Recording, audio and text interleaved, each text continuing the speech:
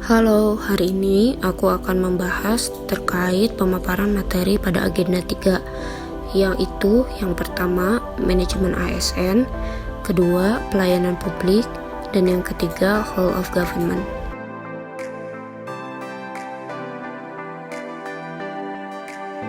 Pegawai ASN adalah pegawai negeri sipil dan pegawai pemerintah dengan perjanjian kerja yang diangkat oleh pejabat pembina kepegawaian dan diserahi tugas dalam suatu jabatan pemerintahan atau diserahi tugas negara lainnya dan digaji berdasarkan peraturan perundang-undangan.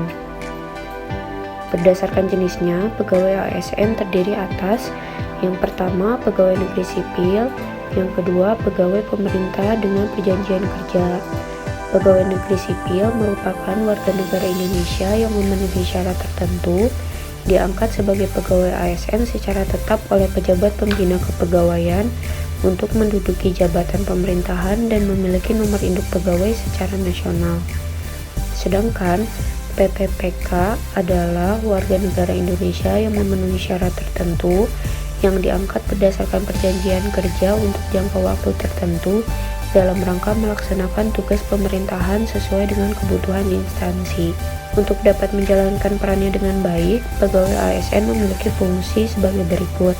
Yang pertama, sebagai pelaksana kebijakan publik, kedua, sebagai pelayan publik, dan yang ketiga, sebagai perekat dan pemersatu bangsa. Selanjutnya, pegawai ASN memiliki tugas sebagai berikut. Yang pertama, melaksanakan kebijakan yang dibuat oleh pejabat pembina kepegawaian sesuai dengan ketentuan peraturan perundang-undangan. Yang kedua, memberikan pelayanan publik yang profesional dan berkualitas. Dan yang ketiga, mempererat persatuan dan kesatuan Negara Kesatuan Republik Indonesia. ASN memiliki hak-hak sebagai berikut. Sebagai PNS, hak-hak yang diperoleh yang pertama adalah gaji, tunjangan, dan fasilitas. Kedua, cuti. Ketiga, jaminan pensiun dan jaminan hari tua. Keempat, yaitu hak serta yang terakhir adalah pengembangan kompetensi. Sedangkan hak-hak yang diterima oleh P3K diantaranya adalah yang pertama, gaji dan tunjangan. Kedua, cuti. Ketiga, perlindungan, serta yang terakhir adalah pengembangan kompetensi. Dalam Undang-Undang ASN disebutkan kewajiban pegawai ASN diantaranya adalah yang pertama, setia dan taat pada Pancasila, Undang-Undang Dasar Negara Republik Indonesia tahun 1945, Negara Kesatuan Republik Indonesia, dan pemerintah yang sah. Kedua, menjaga persatuan dan kesatuan bangsa. Ketiga, melaksanakan kebijakan yang dirumuskan pejabat pemerintah yang berwenang. Keempat, menaati ketentuan peraturan perundang-undangan. Kelima, melaksanakan tugas kedinasan dengan penuh pengabdian, kejujuran, kesadaran, dan tanggung jawab. Yang keenam, menunjukkan integritas dan keteladanan dalam sikap, perilaku, ucapan, dan tindakan kepada setiap orang, baik di dalam maupun di luar kedinasan. Yang ketujuh, menyimpan rahasia jabatan dan hanya dapat mengemukakan rahasia jabatan sesuai dengan ketentuan perundang-undangan. Dan yang terakhir, bersedia ditempatkan di seluruh wilayah NKRI. Dalam menjalankan tugasnya, ASN memiliki standar dan pedoman terkait bagaimana seorang ASN harus menjalankan kewajibannya. Pedoman tersebut disebut dengan Kode Etik ASN. Selanjutnya, kita akan membahas terkait sistem merit. Sistem merit adalah kebijakan dan manajemen ASN yang berdasarkan pada kualifikasi, kompetensi, dan kinerja secara adil dan wajar dengan tanpa membedakan latar belakang politik, ras, warna kulit, agama, asal-usul, jenis kelamin, status pernikahan, umur, atau kondisi kecacatan.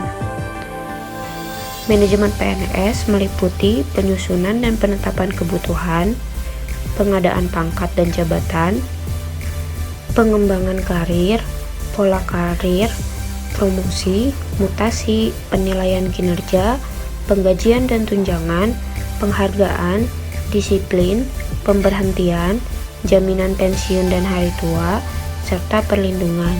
Sedangkan manajemen PPPK meliputi penetapan kebutuhan, pengadaan, penilaian kinerja, penggajian dan tunjangan, pengembangan kompetensi, pemberian penghargaan, disiplin, PHK, dan perlindungan.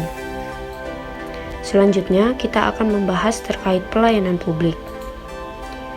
Pelayanan publik adalah kegiatan atau rangkaian kegiatan dalam rangka pemenuhan kebutuhan pelayanan sesuai dengan peraturan perundang-undangan bagi setiap warga negara dan penduduk atas barang, jasa, dan atau pelayanan administratif yang disediakan oleh penyelenggara pelayanan publik. Berikut adalah jenis-jenis barang yang akan menjadi output dari pelayanan publik. Yang pertama adalah barang semi privat, yang kedua barang publik, yang ketiga barang privat, dan yang keempat barang semi publik. Selanjutnya kita akan membahas terkait klasifikasi pelayanan publik. Yang pertama, pelayanan administratif, yaitu pelayanan yang menghasilkan berbagai bentuk dokumen resmi yang dibutuhkan oleh publik. Yang kedua, pelayanan barang, yaitu pelayanan yang menghasilkan berbagai bentuk jenis atau barang yang digunakan oleh publik. Yang ketiga, pelayanan jasa, yaitu pelayanan yang menghasilkan berbagai jasa yang dibutuhkan oleh publik. Dan yang terakhir adalah pelayanan regulatif, yaitu pelayanan melalui penegakan hukum dan peraturan perundang-undangan maupun kebijakan publik yang mengatur sendi-sendi kehidupan masyarakat. Pada prinsipnya, pelayanan publik harus memenuhi kriteria sebagai berikut. Yang pertama, partisipatif, kedua, transparan, ketiga, responsif, keempat, tidak diskriminatif, kelima, mudah dan murah, keenam, efektif dan efisien, ketujuh, aksesibel, kedelapan, akuntabel, dan yang kesembilan, berkeadilan. Namun, dalam pelaksanaannya, pelayanan publik memiliki beberapa persoalan di antaranya. Yang pertama, biaya yang mahal, kedua, prosedurnya sulit dipenuhi, ketiga, pemberi layanan tidak ramah, keempat, diskriminatif, kelima, tidak ada kepastian kualitas dan waktu penyelesaian layanan, keenam, tidak transparan, ketujuh, tidak responsif, dan yang terakhir ditandai dengan adanya praktik KKN. Selanjutnya kita akan membahas whole of government. Whole of government adalah sebuah pendekatan penyelenggaraan pemerintahan yang menyatukan upaya-upaya kolaboratif pemerintahan dari keseluruhan sektor dalam ruang lingkup koordinasi yang lebih luas guna mencapai tujuan-tujuan pembangunan kebijakan, manajemen program, dan pelayanan publik.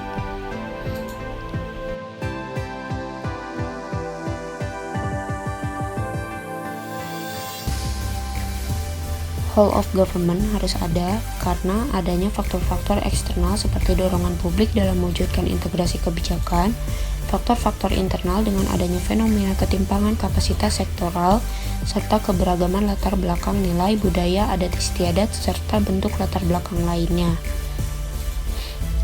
Bagaimana penerapan whole of government? Yang pertama melalui tingkat koordinasi, kedua integrasi, dan yang ketiga adalah kedekatan dan pelibatan. Berikut adalah macam-macam pola pelayanan yang terdapat pada whole of government.